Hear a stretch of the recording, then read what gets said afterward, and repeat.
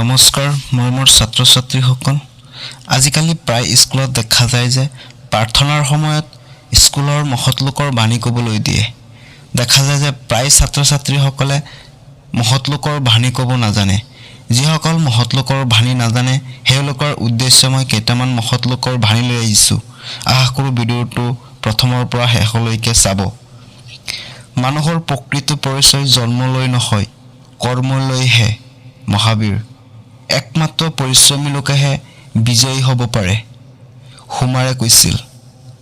এখন ভাল কিতাপ নষ্ট কৰা আৰু এজন ভাল মানুহক হত্যা কৰা একে কথা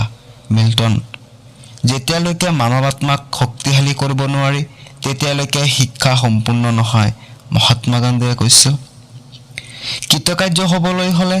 তোমাক বিখন অভ্যাস আৰু প্ৰবল ইচ্ছা শক্তি থাকিব লাগিব স্বামী বিবেকানন্দই কৈছিল কিতাপ নথকা গড়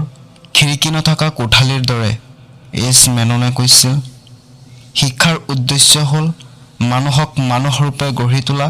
মানুহৰ পৰিচয় প্ৰকাশত শিক্ষাৰ অৱদান তুলনাবিহীন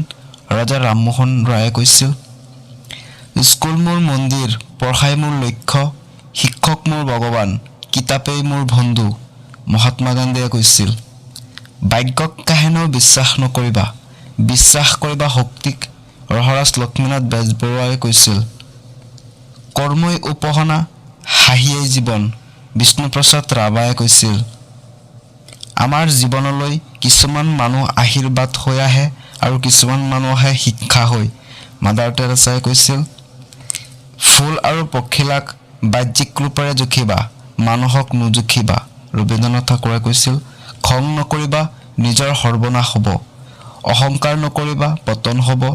কাকো ঘৃণা নকৰিবা নিজে ঘৃণিত হ'বা